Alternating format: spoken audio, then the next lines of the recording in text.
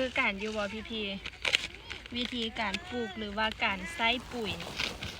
ยอยู่ฝั่งลาวนี่จะเป็นปุ๋ยลุงอรุณเนาะเป็นปุ๋ยไทยคือกัน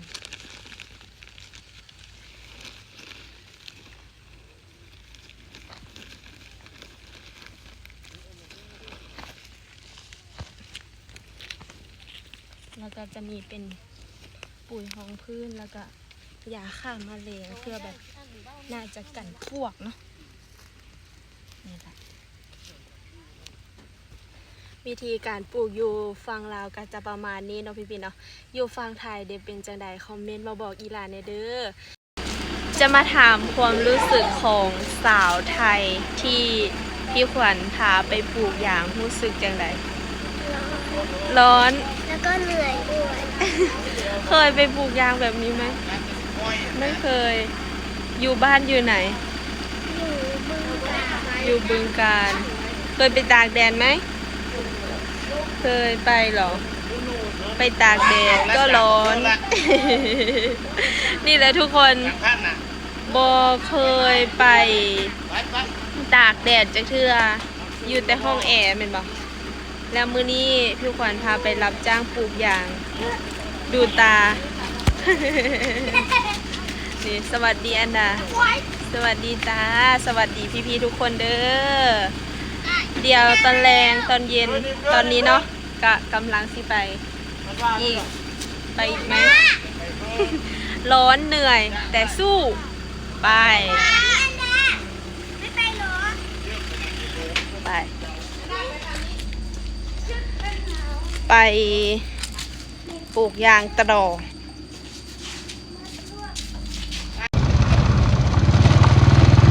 นี่แหละทุกคนตอนนี้กำลังสิเดินทางเนาะไปรับจ้างปลูกยางต่อเพราะว่าเมื่อเช้านี้ยังบ่แล้วเถื่อมากินข้าวอยู่บ้านเนาะเพราะว่าเพิ่นชวนมากินข้าวอยู่บ้านก็เลยมากินข้าวอยู่บ้านแล้วก็ออกไปสวนต่อนี่นะบรรยากาศเนาะในหมู่บ้านของน้องขวัญอาจจะประมาณนี้บรรยากาศก็จะประมาณนี้บ้านน้องขวัญถนนหนทางก็ยังเป็นทางแดงเนาะพี่ๆเนาะนี่อันนี้ก็จะเป็นงาน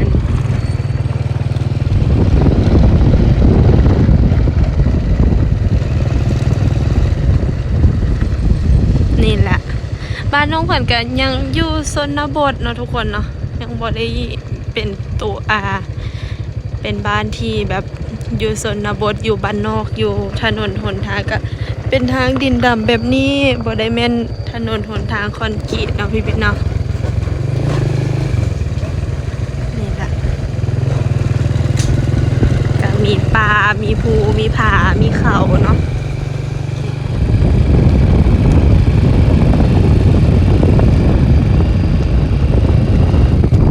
พี่ๆคนใดที่มักแบบธรรมชาติ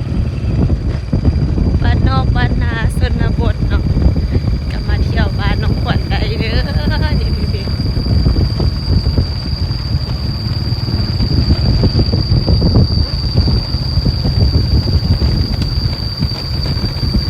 ตา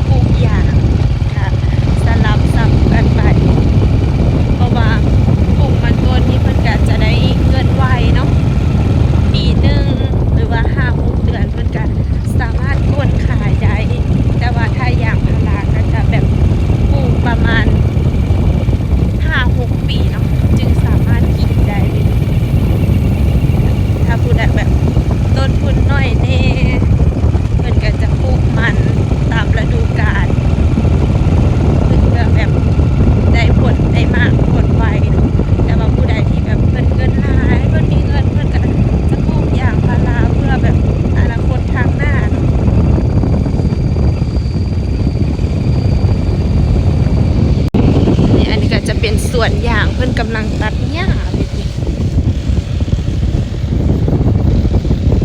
นี่ละธรรมศาสตร์บ้านนาก็จะมีสวนใหญ่สวนน้อยเลาะแคมทางนะ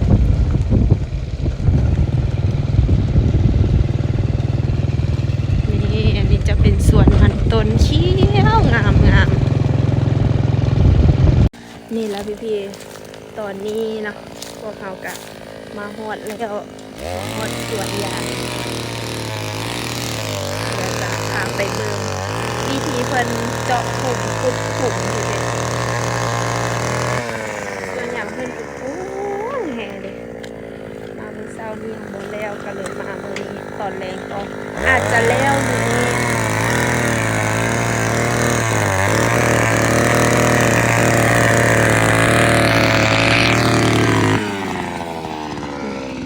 อันนี้เพิ่นกำลังพันขุมเนาะ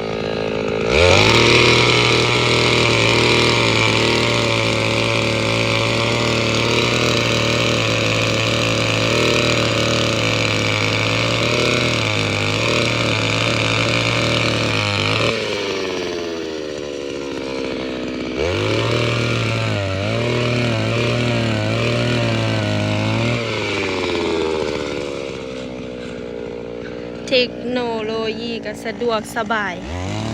แต่ก่อนนี้ก็แบบแต่ก่อนจะเป็นใช้เสียมขุดเนาะ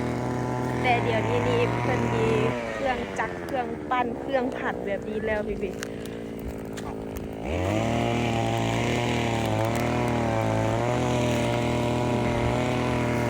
ดี๋ยวจะพาไปเบิ่งวิธีปลูกเนาะทางฝั่งลาวกับฝั่งไทยนี้จะปลูกคือการบอกพี่เดี๋ยวน้องขวัญจะไปให้เบิ่งวิธีเพิ่นปลูกจังได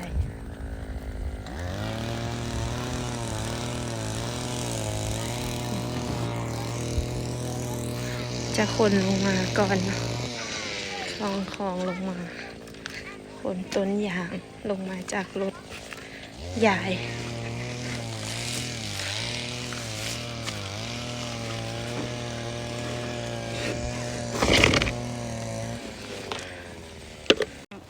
มาเบิ่งวิธีการปลูกยางอยู่ประเทศลาวกับอยู่ประเทศไทยจะคือกันบ่พี่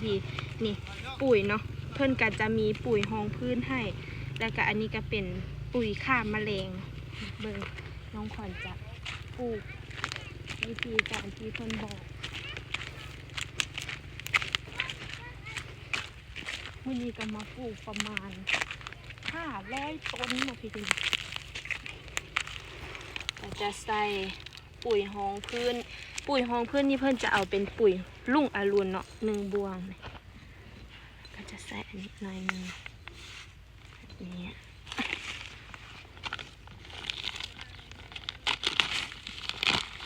แล้วถุงอันนี้ก็จะปาดออกเนาะ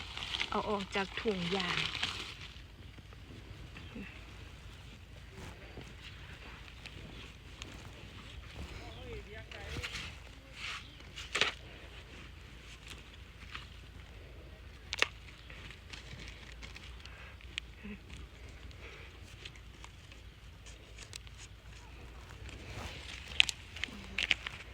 ก็แค่นี้เรียบร้อย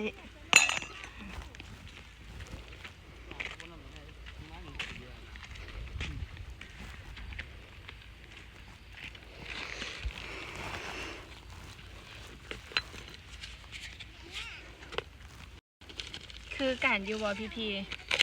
วิธีการปลูกหรือว่าการใส่ปุ๋ยอยู่ฝั่งลาวนี้จะเป็นปุ๋ย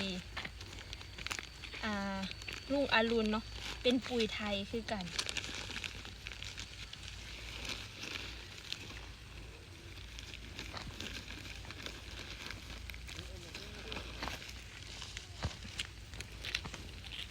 แล้วก็จะมีเป็นปุ๋ยรองพื้นแล้วก็ยาฆ่าแมลงเพื่อแบบน่าจะกันพวกเนาะนี่แหละวิธีการปลูกอยู่ฝั่งลาวก็จะประมาณนี้เนาะพี่ๆเนาะอยู่ฝั่งไทยเดี๋ยวเป็นจังใดคอมเมนต์มาบอกอีหลานเด้อขอบใจพี่ๆทุกคนที่เข้ามาติดตามชมคลิปนี้ไว้เจอกันใหม่คลิปหน้าบ๊ายบาย